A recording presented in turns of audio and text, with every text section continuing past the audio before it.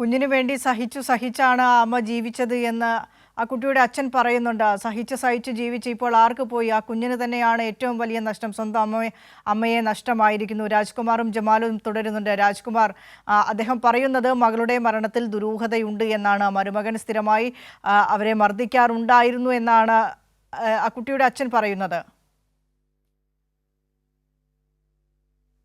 ദൈർഘ്യമുണ്ട്. അതിൽ പറയുന്നുണ്ട് ഇയാൾ ഒരു സൈക്കോ ഒരു പോലെയാണ് പെരുമാറുന്നത്. മദ്യപിച്ചു കഴിഞ്ഞാൽ ഇയാൾ മറ്റൊരാളാണ്.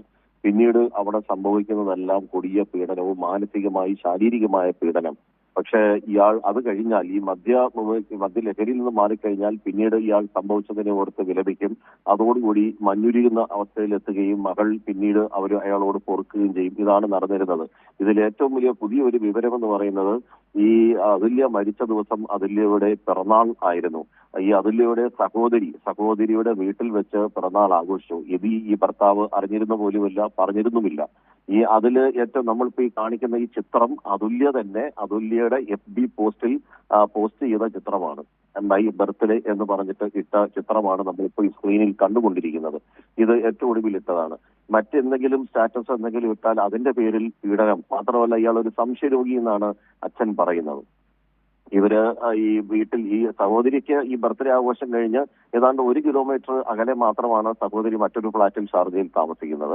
അവിടുന്ന് ഇവർ ഒറ്റയ്ക്ക് തന്നെയാണ് ഈ ഫ്ളാറ്റിലേക്ക് മടങ്ങിയത്. ഞാൻ സൂചിപ്പിച്ചതുപോലെ പിന്നീട് ആ സമയത്ത്, അതായത് ഇയാൾ ഇവിടുന്ന് ഈ മരിച്ച ദിവസം ആ വീട്ടിൽ വെച്ച് ഇവർ തങ്ങളിൽ എന്തായിരുന്നു പുതിയ വഴക്കിന് കാരണമെന്നുള്ളതിനെ സംബന്ധിച്ച് വ്യക്തതയില്ല. ഇയാൾ അത് ഷാർജ പോലീസിനോട് തന്നെ പറഞ്ഞിട്ടുണ്ട്. ഞാനും അവരും തമ്മിൽ വഴക്കായി. ആ വഴക്കിന് ശേഷം ഞാൻ ഇവിടെ നിന്ന് സുഹൃത്തുമായി മറ്റൊരു സ്ഥലത്തേക്ക് ഞാൻ പോയി.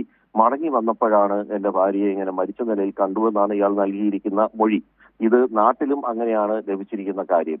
അവിടെയാണ് അച്ഛനും ഇവരുടെ ബന്ധുക്കളും ഒക്കെ കുട്ടിയുടെ ബന്ധുക്കളും പറയുന്നത് ഇതിൽ ദുരൂഹതയുണ്ട്, ഇയാൾ എന്താണ് ചെയ്തതെന്ന് കണ്ടെത്തിയേ മതിയാകൂ എന്നാണ് പറയുന്നത്. അപ്പൊ ഇതിനിടയിലുള്ള ഈ സമയത്തിൽ എന്ത് സംഭവിച്ചു, ഇയാൾ പോകുമ്പോഴേ ഈ അതുല്യക്ക് എന്തെങ്കിലും അപായം സംഭവിച്ചിരുന്നോ തുടങ്ങിയ പല സംശയങ്ങൾ മാത്രമാണ്, സ്ഥിരീകരണമില്ല.